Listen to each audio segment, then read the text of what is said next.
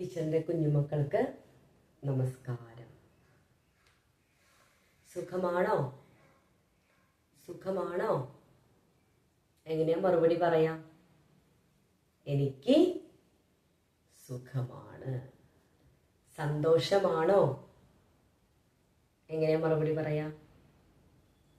എനിക്ക് സന്തോഷമാണ്.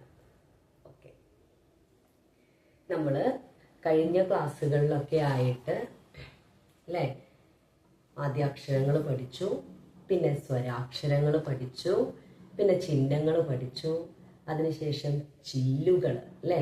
എന്താണ് ചില്ലുകൾ? 5 ചില്ലുകളുണ്ട്. അതുപയോഗിച്ചിട്ടുള്ള വാക്കുകൾ നമ്മൾ പഠിച്ചു അല്ലേ. ഇനി നമ്മൾ പഠിക്കാൻ പോകുന്നത്, ടീച്ചർ ചില്ലുകൾ എടുത്തപ്പോൾ പറഞ്ഞിട്ടുണ്ടായിരുന്നു, കുറച്ച് അക്ഷരങ്ങൾ സ്വരാക്ഷരങ്ങൾ എന്ന വിഭാഗത്തിൽ ഉൾപ്പെടുന്നതാണ്, പാർട്ടിൽ. സ്വരാക്ഷരങ്ങൾ എന്ന പാർട്ടാണ്. കുറച്ച് അക്ഷരങ്ങൾ ചില്ലുകൾ എന്ന ഭാഗത്ത് വരുന്നതാണ്. ഇനി നമ്മൾ പഠിക്കാൻ പോകുന്നത് വേറെ കുറച്ച് അക്ഷരങ്ങളാണ്. അത് ഏത് പാർട്ടിലാണ് വരുന്നത് എന്നുള്ളത് ടീച്ചർ പിന്നെ പറയാം. ഇപ്പൊ നമുക്ക് ആ പാർട്ടിൽ ഉൾപ്പെടുന്ന മൂന്നാമത്തെ ഒരു പാർട്ടാണ്. അതിലുൾപ്പെടുന്ന കുറച്ച് അക്ഷരങ്ങൾ, കുറച്ചല്ല മുഴുവൻ അക്ഷരങ്ങളെ കുറച്ചായിട്ട് എക്സാമ്പിളോട് കൂടി, ഉദാഹരണങ്ങളോട് കൂടി നമുക്ക് പഠിക്കാം. 2 അക്ഷരങ്ങൾ വെച്ചിട്ടാണ് ടീച്ചർ പഠിപ്പിക്കുന്നുള്ളൂ. അതിനുള്ള ഉദാഹരണങ്ങളും കൂടെ ചേർത്തിട്ടാണ് ടീച്ചർ പഠിപ്പിക്കുന്നത്. അത് കഴിഞ്ഞിട്ട് ഈ പഠിപ്പിച്ച അക്ഷരങ്ങൾ എന്ത് ചെയ്യാം? ഒരുമിച്ച് നമുക്ക് ഓർഡറായിട്ട് എഴുതാം. അത് ലാസ്റ്റ് വരുന്ന കാര്യമാണ്, ഏറ്റവും ലാസ്റ്റ്. മനസ്സിലായോ? ലാസ്റ്റ് വരുന്ന കാര്യങ്ങളാണ്. അപ്പം നമ്മൾ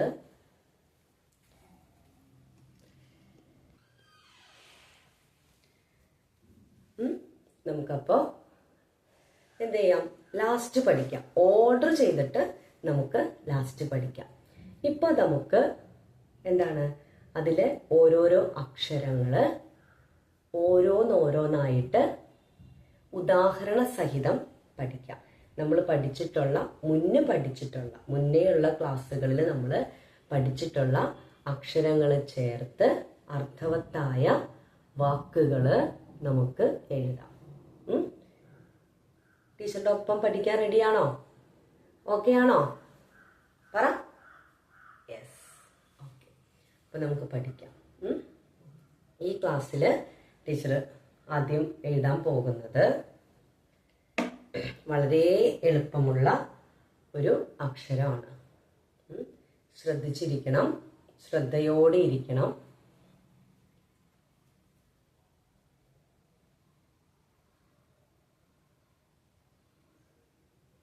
ഇങ്ങനൊരു അക്ഷരം കണ്ടിട്ടുണ്ടോ?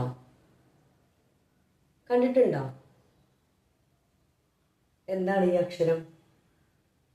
ടീച്ചറെ ഞങ്ങൾ കണ്ടിട്ട് പോലും ഇല്ല അല്ലേ. ഏതോ ഒരു അക്ഷരം തിരിച്ചിട്ട പോലെ ഞങ്ങൾക്ക് തോന്നുന്നുണ്ട് ഇല്ലേ. നേരെ എഴുതിയ ഒരു അക്ഷരം തിരിച്ചിട്ട പോലെ ഞങ്ങൾക്ക് തോന്നുന്നുണ്ട് ഇല്ലേ. ഓർക്കുന്നുണ്ട് ഏതെങ്കിലും ഒരു അക്ഷരം ഇങ്ങനെയല്ല, ഇത് തിരിച്ചിട്ട പോലെ?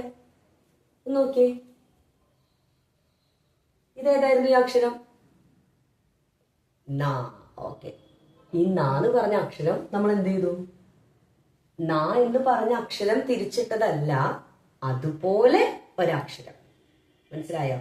നാ എന്ന അക്ഷരം അവിടെ തന്നെ ഉണ്ട്, അത് പോയിട്ടില്ല. മനസ്സിലായോ? നിങ്ങൾക്ക് മനസ്സിലാകാൻ വേണ്ടിയിട്ടാണ് ടീച്ചർ പറയുന്നത്. ആ അക്ഷരം എന്ത് ചെയ്തു? നമ്മള് തിരിച്ചിട്ടു. കേട്ടോ, എഴുതാൻ എളുപ്പത്തിനാണ് ടീച്ചർ ഇങ്ങനെയുള്ള ചില എക്സാമ്പിളുകൾ പറയുന്നത്. കേട്ടാ, നിങ്ങൾക്ക് എഴുതാൻ എളുപ്പത്തിന്. നോക്കിയേ, നാ നമ്മൾ നേരെ താഴേക്ക് എഴുതി.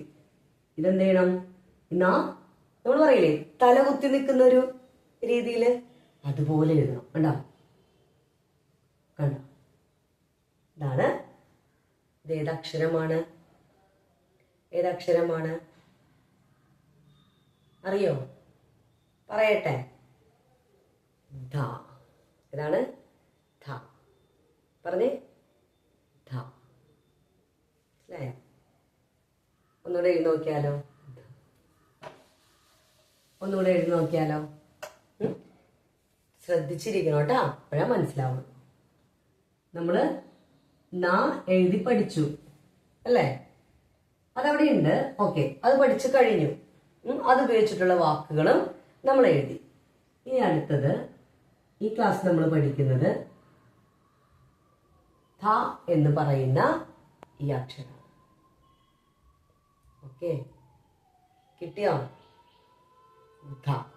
എന്താണ് ധ? എന്ന് പറഞ്ഞേ. ധ. കിട്ടിയോ? ഇനി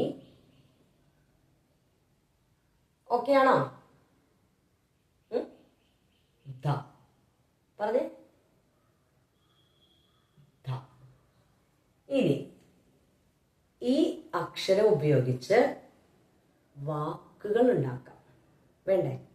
അധികം വാക്കുകളൊന്നുമില്ല, നിങ്ങൾക്ക് കൺഫ്യൂഷൻ ആവണ്ട. അതുകൊണ്ട് 1-2 വാക്കുകൾ മാത്രമേ ടീച്ചർ തരുന്നുള്ളൂ. മനസ്സിലായോ? അതിൻ്റെ ഒരു മീനിങ്ങും ടീച്ചർ പറയാം. ശ്രദ്ധയോടെ ഇരിക്കണം കേട്ടാ. ക്ലാസ്സിൽ നമ്മൾ പഠിക്കുന്നത് നമ്മൾ പഠിച്ചു കഴിഞ്ഞു. ഓൾറെഡി നമ്മൾ പഠിച്ചു കഴിഞ്ഞു. ഇപ്പൊ പഠിക്കുന്ന നമ്മള് ധായാണ്. ഇതുപയോഗിച്ചിട്ട് നമുക്കൊരു വാക്കുണ്ടാക്കാം.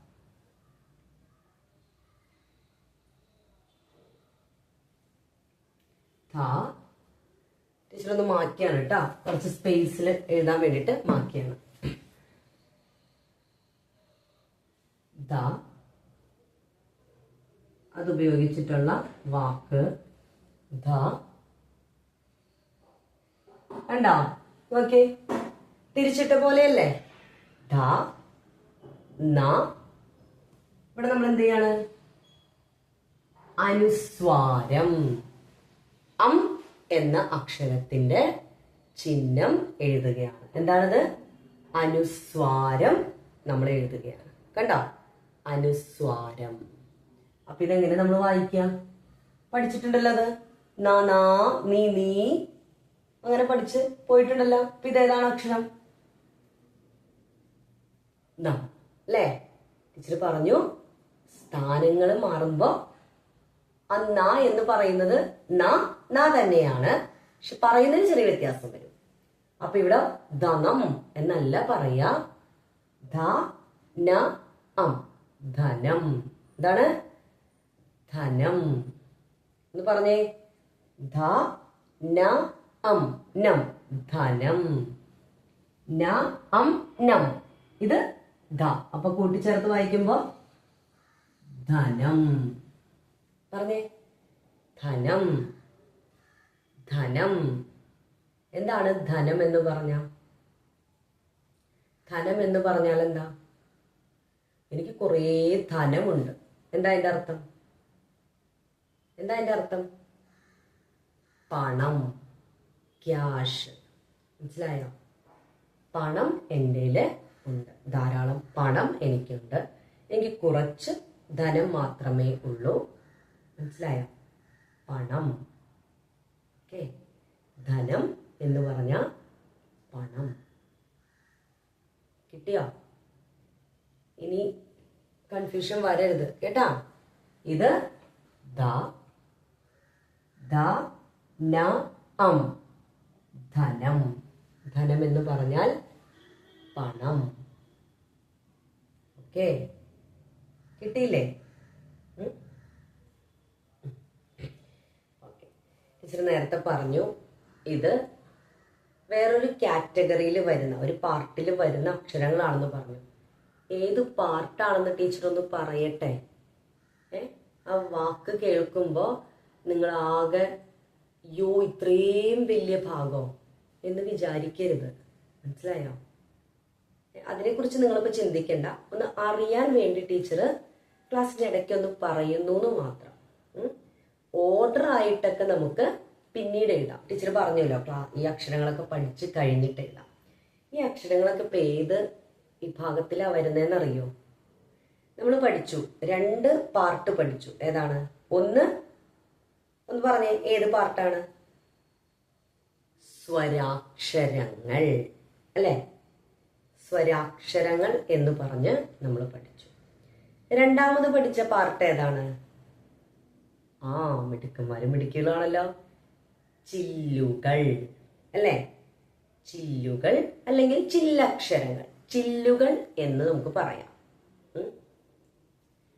ഈ പാർട്ട് നമ്മൾ ഇനി പഠിക്കാൻ പോകുന്ന അക്ഷരങ്ങള് ഏത് പാർട്ടാണെന്നറിയോ? ഏത് വിഭാഗമാണെന്നറിയോ?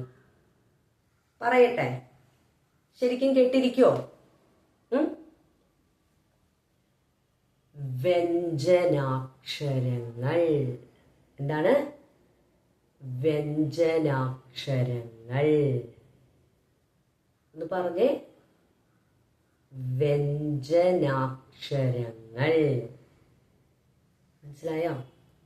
നമ്മൾ പഠിക്കുന്ന മൂന്നാമത്തെ പാർട്ടാണ് വ്യഞ്ജനാക്ഷരങ്ങൾ. കിട്ടിയോ? പേര് കേട്ടിട്ട് പേടിക്കൊന്നും വേണ്ട, അതൊക്കെ ടീച്ചർ ലാസ്റ്റ് പഠിപ്പിക്കാം. എങ്ങനെയാണ് വ്യഞ്ജനാക്ഷരങ്ങൾ എന്ന് എഴുതുന്നത്, അതെങ്ങനെ, ആ അക്ഷരങ്ങളൊക്കെ എങ്ങനെയാണ് ഓർഡർ ആയിട്ട് വരുന്നത്, അതൊക്കെ ടീച്ചർ പിന്നീട് പഠിപ്പിക്കാം. ഇപ്പൊ നമുക്ക് അക്ഷരങ്ങള്, അതുമായിട്ടുള്ള ഉദാഹരണമുള്ള വാക്കുകൾ നമുക്ക് പരിചയപ്പെട്ടു പോകാം. എന്നാലാണ് ടീച്ചർ വ്യഞ്ജനാക്ഷരങ്ങൾ എന്ന് പറഞ്ഞ് ഓർഡറിൽ എഴുതുമ്പോൾ നിങ്ങൾക്ക് മെമ്മറിയിൽ പതിയുള്ളൂ. മനസ്സിലായോ? ഇപ്പൊ നമുക്ക് ഈ അക്ഷരങ്ങൾ പഠിക്കാം. ഓക്കെ, ഉദാഹരണങ്ങൾ. അപ്പോൾ ഈ ക്ലാസ്സിൽ ഇപ്പോൾ ടീച്ചർ ഈ ഒരു അക്ഷരം മാത്രം പറയാം. കുറച്ച് കാര്യങ്ങളൊക്കെ ടീച്ചർ പറഞ്ഞില്ലെന്ന്, അപ്പൊ എല്ലാം കൂടി ആവുമ്പോൾ നിങ്ങൾക്ക് മനസ്സിലാവില്ല. അപ്പൊ അതുകൊണ്ട് ഈ ക്ലാസ്സിൽ ഈ ഒരു അക്ഷരം മാത്രം പഠിച്ചാൽ മതി. അപ്പൊ നമ്മൾ ഇനി പഠിക്കാൻ പോകുന്ന അക്ഷരങ്ങളെ പറയുന്ന പേരെന്താണ്? വ്യഞ്ജനാക്ഷരങ്ങൾ. മനസ്സിലായോ? ഏതാണ്? വ്യഞ്ജനാക്ഷരങ്ങൾ. ഒന്ന് പറഞ്ഞേ കേൾക്കട്ടെ. വ്യഞ്ജനാക്ഷരങ്ങൾ. കിട്ടിയോ? ഓക്കെ. ഇടയ്ക്ക് പറഞ്ഞ് പഠിക്കണം കേട്ടാ, പറഞ്ഞുകൊണ്ട് നടക്കണം. വ്യഞ്ജനാക്ഷരങ്ങൾ. പറഞ്ഞേ, വ്യഞ്ജനാക്ഷരങ്ങൾ. അപ്പോഴാണ് റിപ്പീറ്റ് ചെയ്ത് പറയുമ്പോഴാണ് നാവ് തെളിഞ്ഞു വരുള്ളൂ. ഇത് പറയാനായിട്ട്, ക്ലിയർ ആയിട്ട് ആ വാക്ക് പറയാനായിട്ട് പറ്റുള്ളൂ. ഓക്കെ. അപ്പോൾ ഇന്നത്തെ ഈ ക്ലാസ്സിൽ പഠിപ്പിച്ച ഇത് മാത്രം ഒന്ന് പഠിച്ചിട്ട് വരണം നെക്സ്റ്റ് ക്ലാസ്സിൽ. ഓക്കെ. ടീച്ചർ എപ്പോഴും പറയുന്ന പോലെ ഒരു 15 മിനിറ്റ് വായിക്കാൻ വേണ്ടി മാത്രം, വായിക്കാനും അക്ഷരങ്ങൾ അറിയാൻ വേണ്ടി, എഴുതാനും വേണ്ടി ഓരോ ദിവസം, ഒരു ദിവസത്തിൽ 15 മിനിറ്റ് കണ്ടെത്തണം. ഓക്കെ. അടുത്ത ക്ലാസ്സിൽ കാണാം. നന്ദി. ശുഭദിനം.